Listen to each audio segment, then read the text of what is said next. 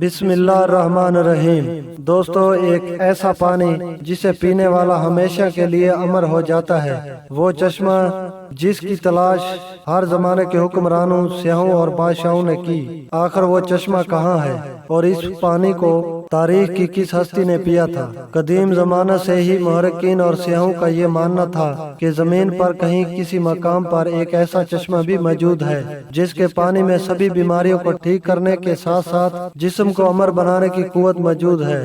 دنیا کے الگ الگ تہذیبوں اور علاقوں میں آب حیات نامی اس چشمے کا ذکر ملتا ہے۔ آب حیات کے معنی آب بقا یا وہ امر ہے جس کے متعلق یہ خاصیت بیان کی جاتی ہے کہ جو اسے پیے گا یا اس میں غسل کرے گا اسے کبھی موت نہ آئے گی اور وہ شخص ہمیشہ جوان اور زندہ رہے گا۔ آب حیات کو آبشار، جھرنا، جھیل یا کسی تالاب کی شکل میں تصور کیا جاتا ہے۔ شروعات سے ہی دنیا میں کچھ ایسے لوگ رہے ہیں جو کافی امر اور طاقتور تھے۔ ان لوگوں کو ہمیشہ ہی زندگی کے ختم ہو جانے کا یا بوڑھا ہونے کا ڈر ہوتا تھا، اس لیے ایسے لوگوں نے زمانہ قدیم میں ہی اپنی بڑھتی ہوئی عمر کو روکنے اور اسے پیچھے لے جانے کے طریقوں کی کھوج کرنے کی کوشش کی، جن میں ابد وسطیٰ کے مشہور بادشاہ اور جرنیل شامل ہیں۔ تاریخ میں آب حیات کا سب سے پہلا ذکر قدیم یونان کے مشہور تاریخ دان ہیروڈوٹس کی تحریروں میں ملتا ہے۔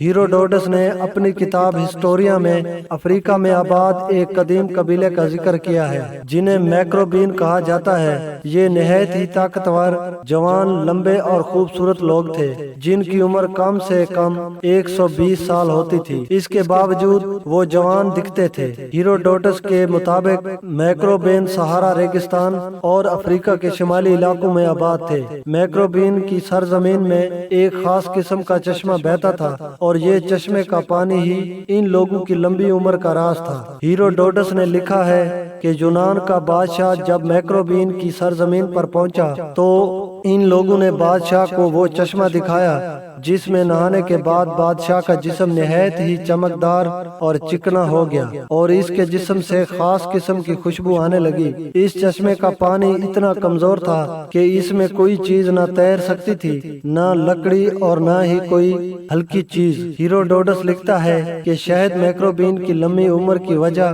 اس چشمے کے پانی کا مسلسل استعمال ہے۔ آب حیات کا ذکر اسلامی کتابوں میں بھی موجود ہے اور اس کے متعلق کئی روایات نقل کی گئی ہے۔ لہٰذا آب حیات اور ذوالقرنین کے متعلق امام زین العابدین نے ایک طویل قصہ بیان کیا ہے جس کے مطابق ذوالقرنین جو اللہ کے ایک نیک بندے اور بادشاہ تھے، فرشتوں میں سے ایک فرشتہ ان کا دوست تھا جس کا نام رفائیل تھا اور وہ آپ سے ملاقات کرتا تھا۔ ایک دفعہ حضرت ذوالقرنین نے رفائیل سے کہا کہ آپ آسمان میں اپنی عبادت کی کیفیت کو بتائیے۔ اس پر رفائیل رو پڑے اور کہا کہ آسمان میں ایسے فرشتے ہیں جو ہمیشہ حالت قیام میں رہتے ہیں، کبھی بیٹھتے نہیں، اور کچھ حالت سجدہ میں رہتے ہیں جو کبھی سر نہیں اٹھاتے اور کہتے ہیں کہ اے پروردگار، ہم نے تیری عبادت کا حق ادا نہیں کیا۔ یہ سن کر ذوالقرنین رو پڑے اور کہا کہ اے رفائیل، میری خواہش ہے کہ مجھے لمبی عمر ملے تاکہ میں اسے اپنے رب کی اطاعت اور عبادت میں لگاؤں۔ اس پر رفائیل نے کہا کہ اللہ نے ایک چشمہ پیدا کیا ہے جس کا نام آب بقا یا آب حیات ہے۔ جس نے بھی اس چشمے کا پانی پی لیا اسے کبھی موت نہیں آئے گی یہاں تک کہ وہ خود اللہ سے اپنی موت نہ مانگے۔ ذوالقرنین نے پوچھا کیا آپ اس جگہ کو جانتے ہیں؟ اس نے کہا نہیں، لیکن وہ چشمہ ایسی تاریخ اندھیری وادی میں ہے جس پر سے کبھی کسی انسان اور جن کا گزر نہیں ہوا۔ چنانچہ ذوالقرنین نے تمام صالحین اور علماء کو اپنے دربار میں جمع کیا اور ان سے آب حیات کے متعلق دریافت کیا۔ تمام لوگوں نے کہا کہ ہمیں ایسے کسی چشمے کے بارے میں علم نہیں ہے، البتہ ایک عالم نے ذوالقرنین سے کہا کہ میں نے کتاب آدم کی وصیت میں ان وادیوں کے بارے میں پڑھا ہے اور یہ بھی سنا ہے کہ سام بن نوح کی اولاد میں سے ایک شخص پیدا ہوگا جو اس چشمے کا پانی پیے گا اور وہ چشمہ اسی مقام پر ہے جہاں سورج غروب ہوتا ہے، لہذا حضرت ذوالقرنین نے سامان سفر درست کیا اور چشمے کی تلاش میں نکل پڑے۔ حضرت ذوالقرنین نے اس سفر میں اپنے وزیر کو بھی ساتھ لے لیا جن کا نام حضرت خضر علیہ السلام تھا، اور آپ ذوالقرنین کے خالہ زاد بھائی تھے۔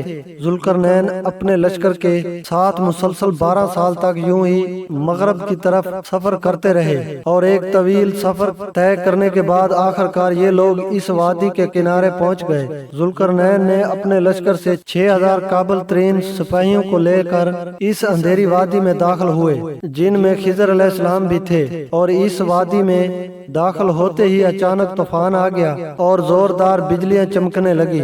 ذوالقرنین کا لشکر بکھر گیا، اور کچھ دیر بعد جب طوفان تھما، حضرت ذوالقرنین دائیں طرف جا پہنچے جبکہ خضر علیہ السلام بائیں جانب چلے گئے۔ خضر علیہ السلام اس طریق راستے میں بھٹکتے ہوئے چشمہ حیات تک جا پہنچے۔ آپ کو شدید پیاس لگی تھی، لہذا آپ نے اس چشمے کا پانی پیا، اس نے غسل کیا اور اس پانی سے وضو بنایا۔ یہ چشمہ دودھ سے زیادہ سفید اور شہد سے زیادہ میٹھا تھا، اور وہیں پر ذوالقرنین ان سیاہ وادیوں سے گزر کر باہر نکل گئے، لیکن انہیں وہ چشمہ نہیں ملا کیونکہ آب حیات ذوالقرنین کے مقدر میں نہیں تھا، جبکہ اس پانی کو پینے کی وجہ سے حضرت خضر کو حیات جاودانی حاصل ہوئی اور آپ ہمیشہ زندہ رہیں گے۔